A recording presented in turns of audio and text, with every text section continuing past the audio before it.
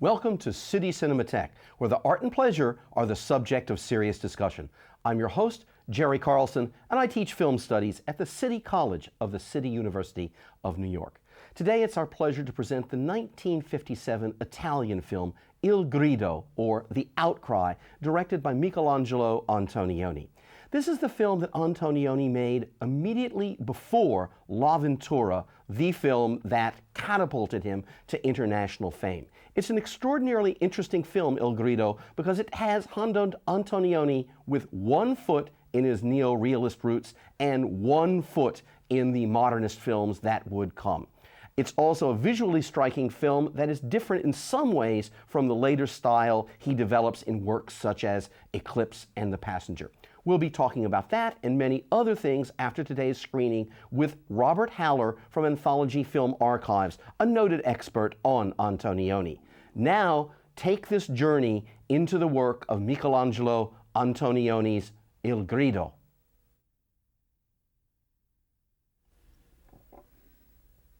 Welcome back to City Cinematheque. I hope you've enjoyed this, I think, rather rare opportunity to see one of Michelangelo Antonioni's major films made before he was catapulted to international fame with L'Avventura. It's a pleasure today to be able to talk about this film with a friend of City Cinematheque, returning Robert Haller. Robert is a programmer, curator, and historian of film, associated for many years with Anthology Film Archives. And indeed, he has organized through the years 3 different series dedicated to Antonioni at the Anthology Film Archives and the Staten Island Museum. Indeed, in 1989, Americans had the privilege of seeing another aspect of Antonioni's art, his paintings, because Robert had curated those paintings and brought them for an exhibit to the Staten Island Museum. Robert's also a prolific author who's been writing a book or catalog a year for almost a decade, dedicated to filmmakers whom we should know more about. Welcome back, Robert. Thank you. Let's just start off with the position of this film as the film before L'Avventura. How do you read this film within Antonioni's development as an artist? Well, Antonioni started making films in the mid-1940s in the midst of the neorealist phase of Italian cinema, and he was one of the leaders of that. In 1957, he finished Il Grido, and it was immediately expected that this would be a film that would hark back to his neorealist origins, partly because it dealt with a working man, not a member of the bourgeois, which had been the subject of his previous films. But the film confounded expectations on that level. It is immediately followed by L'Avventura, La Notte, Eclipse, Red Desert, Antonioni's period when he was highly visible internationally.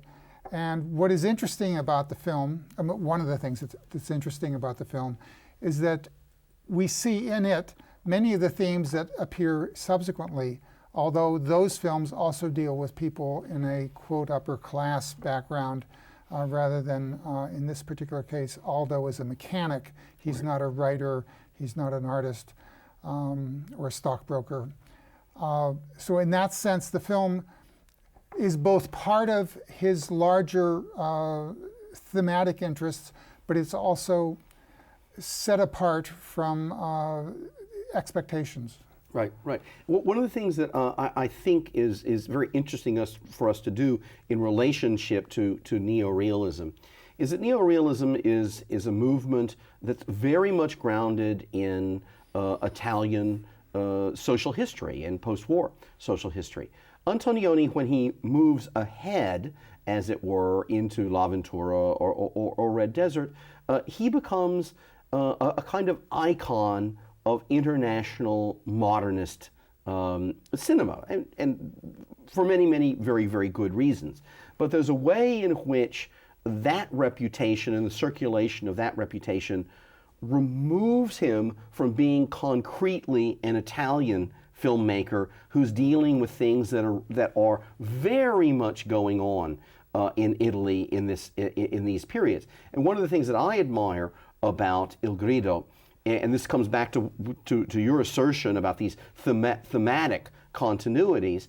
One of them is, what is the impact of these rapid changes that are going on in Italian society as a consequence of what the Italians refer to as il boom, the miracle of the rapid industrialization and change from Italy, from essentially a poor country of Southern Europe into one of the, industrial fraternity of Europe. And certainly Aldo is a person whose life is changed in a lot of ways. We see what his life is like because the kinds of options that are available to him in this kind of window, which is not unlike how the intellectuals or upper middle class protagonists, we also see what pressures are put upon them by these changes. The changes are, as you say, felt not only across classes in Antonioni's films, but they are also visible in Fellini's films and those of other filmmakers. But in this particular film, the way we see Aldo and the different women he's associated with, they're almost floating in this foggy, misty, indeterminate landscape. Aldo has the option of doing something more, but he's incapable of acting on it because he has, as Antonioni put it, an outdated morality, or rather, not outdated, but a morality that does not encourage him to move beyond his immediate circumstances. Well, let's talk about this, the setting in the broadest sense. What relationship does this setting have to Antonioni's interest, and also just bluntly to Antonioni himself? Well, there were several things. Antonioni's personal life, we can propose.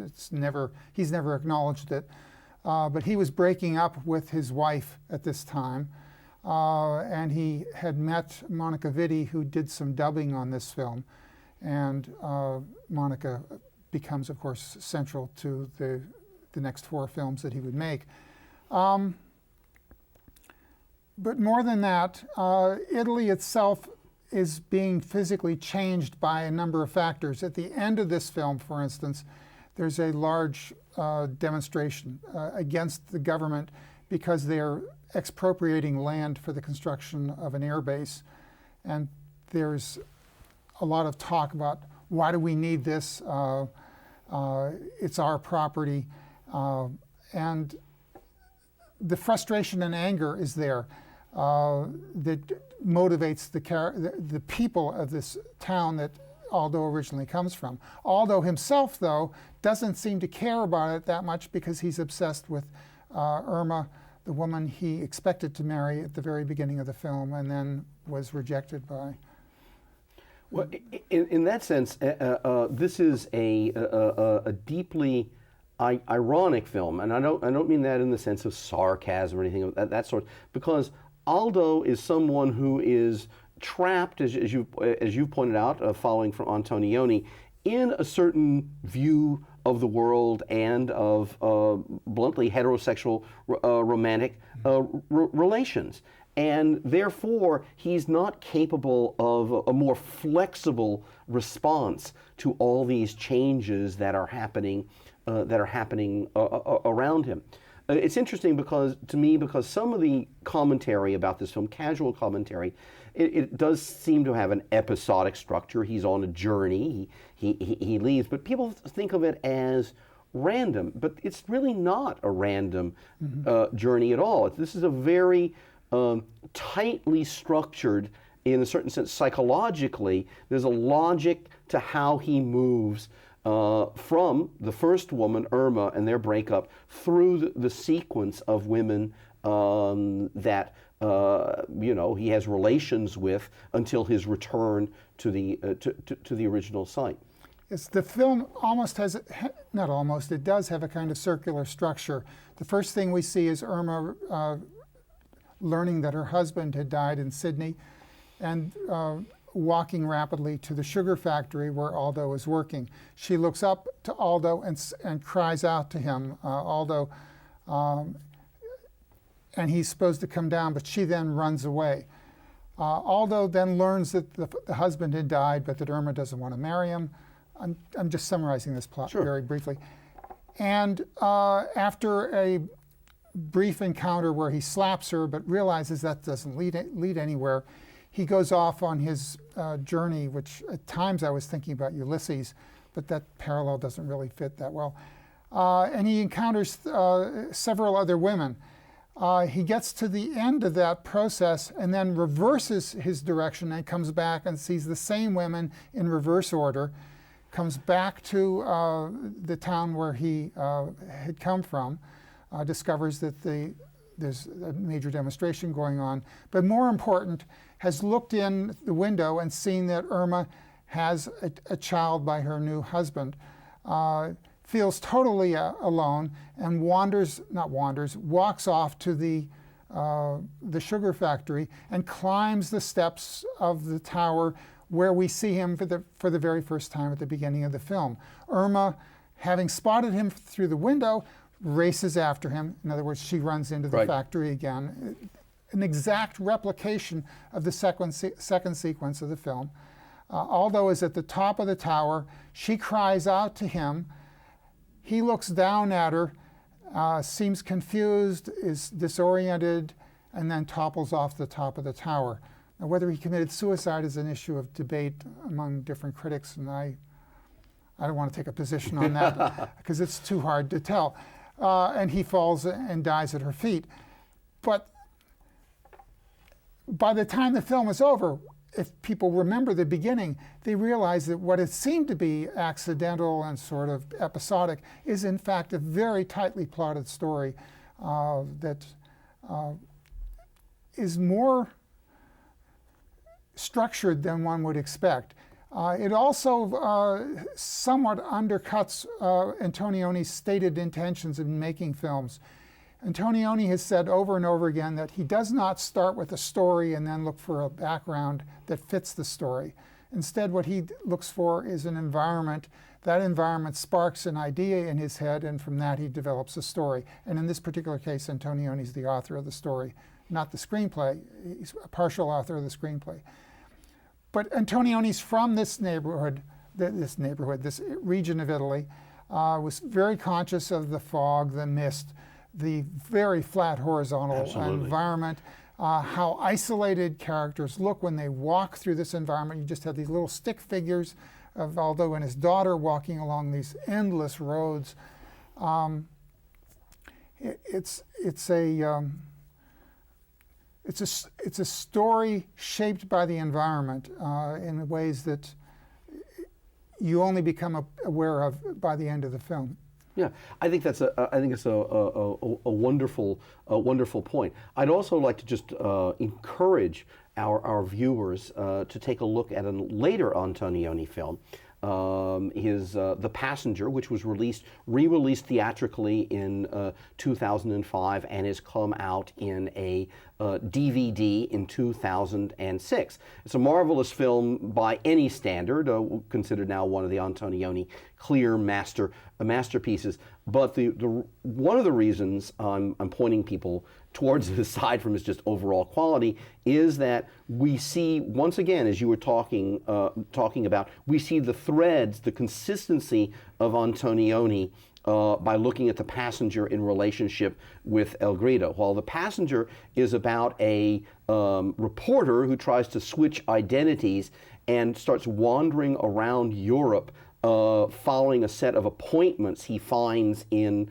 a book, the agenda of the man whose identity he takes. In fact, it has the same kind of circular structure in which by the end we understand that there's an inevitability that what we thought was wandering is in fact a tightly plotted pattern that has, again, in The Passenger, much like Il Grido, an inevitable outcome.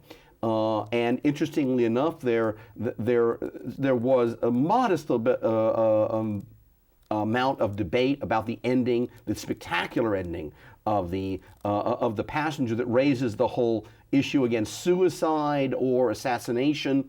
And in both instances, one of the interesting points about Antonioni's narrative patterning is the protagonists are, from their own points of views, out of options. They're out of options. So whether they are spiritually, in some profound sense, dead, and whatever the particular, pull, tug, push that kills their body, that's less relevant than the fact that, in a certain sense, Antonioni is not religious, but in a certain sense, their spirit or their soul has already been come to its end. Yes, and an important aspect of this is that in both cases, the characters whose spirit is exhausted, comes to an end, are always men.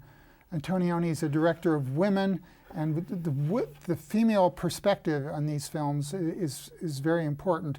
When I was looking at the film a couple of weeks ago, I thought about the title, Il Grido, which means the outcry. And I thought, whose outcry is this? And of course, the outcry is not of Aldo, who is so tied up in himself, he can barely articulate what's wrong other than that he's looking for something. I'll come back to that in a moment. But the outcry comes from Irma. At the very beginning of the film, she cries out to him up at the top of the tower to come down. At the end of the film, she cries when he falls. And it's the female characters who survive and seem to be able to deal with this new world much better than Aldo can. I said I wanted to come back to something. Well, we can come back to this relationship, for example, with neorealism and the societal changes. I like the issue you're raising about women-centered versus male-centered stories in Antonioni, because if we look at it, each of the four key women in this film are making, for their own reasons, they're making decisions about their lives, and they're making hard decisions about forms of adaptation. Obviously, with the most disturbing of them being the last woman he meets, the prostitute, because hers are survivalist decisions in a rapidly changing. She's at the lower rung of the society by definition.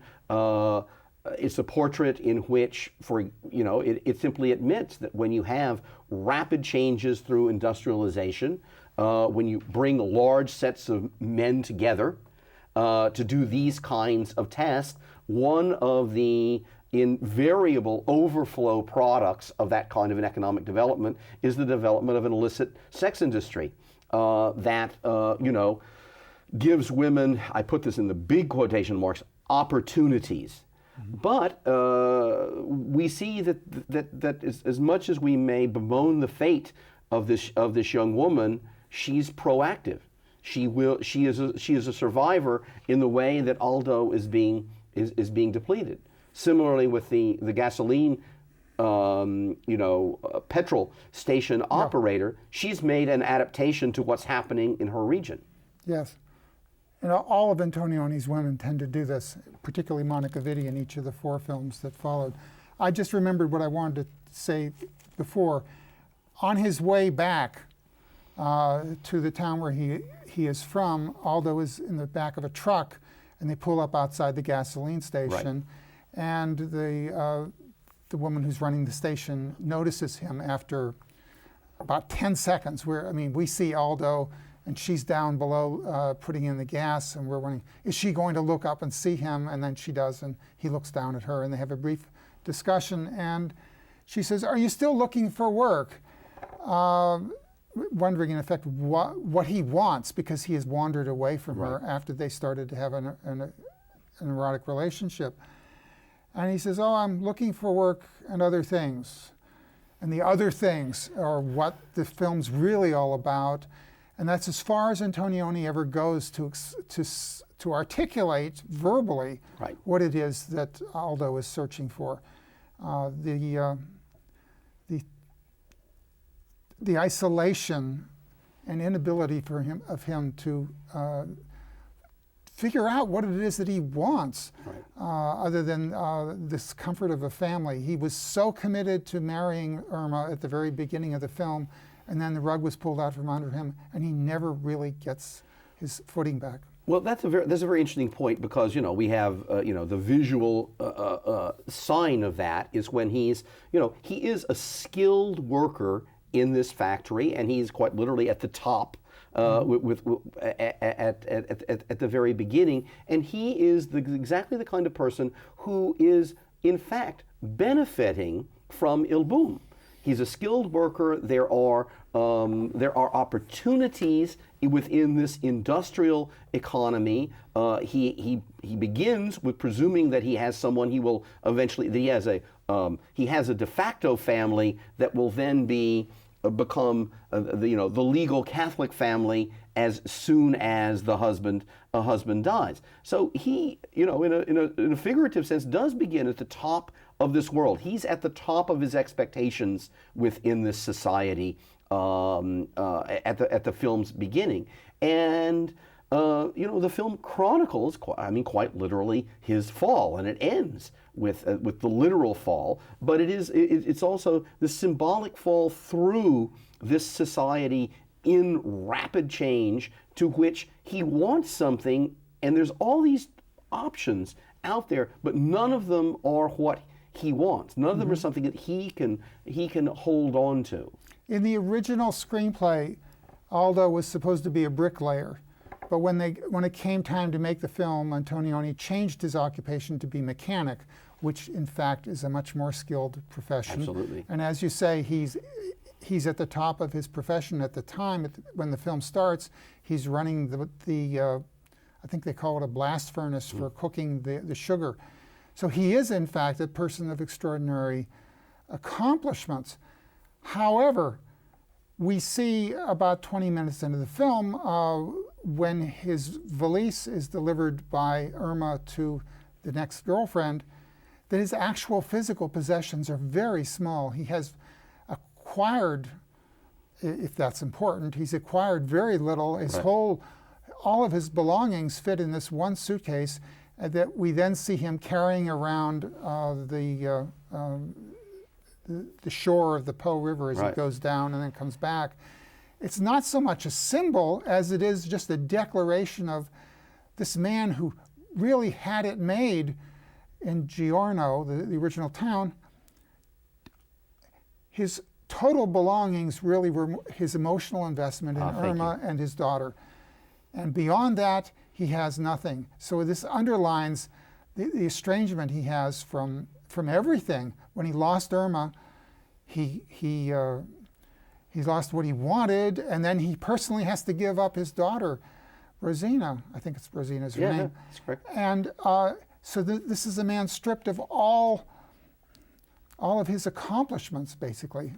Well, we just have a few minutes left, and you, in describing it this way, you bring up one of the topics we really haven't touched upon, and that is, this is a visually fascinating and striking and highly accomplished film. Yet it's somewhat different from what we may call the more famous, or if you prefer, the mature style associated with the tetralogy that follows, and with other works. So how would you describe the differences between what he's doing here and what he's doing later, Robert? Well, before this, Antonioni cut more. There was more editing. In Il Grido, what we see, as I've indicated before, is this amorphous landscape, and when we go to the later films, we see the landscape much more clearly. But what he also starts to do in Il Grido, and continues very effectively in L'Avventura and La Nata and Eclipse, is the use of the long take, which comes, of course, when you have less editing. Right. But he's able to reveal to us, without interruption, the personalities of these characters, and he does it through visual terms, not through spoken terms. As I said, the only spoken phrase that speaks to these issues is he's looking for work and other things. Let me just give one good example of that. For example, the scene in which he and his daughter are sitting, we hear off camera that there are children playing.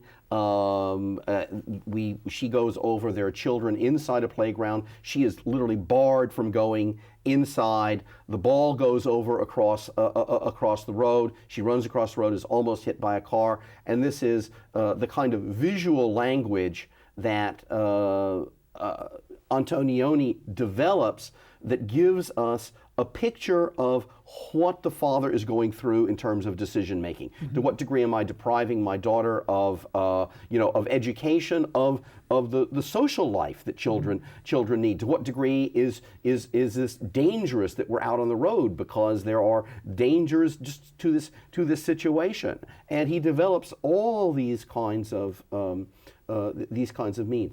We just one last thing. Very, very briefly, because we don't have very much time left at all. If you had to say just one or two things about what makes Antonioni one of the greats of film history, what would you say? He basically deals with fundamental issues of the human condition as they have evolved in the 20th century. And he has done it with an honesty and a lack of pretension that other directors, other filmmakers have not. I mean, Fellini is fun to look at, vastly entertaining with a lot of extraordinary individuals. But Antonioni, you feel you're getting inside the characters, and we're getting inside without speeches. Thank you. Thank you so much. That's a perfect place to end. If you'd like more information about this series, about City Cinematheque, or about CUNY TV in general, visit our website, www.cuny.tv. You'll find click-ons there for our other series. You'll find ways to communicate with us by email. Once again, it's www.cuny.tv.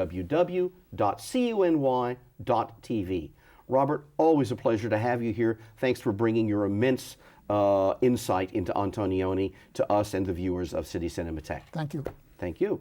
And I hope you join us again as we continue our stroll through the archives of film history. Thanks in any case for joining us today. Bye-bye for now.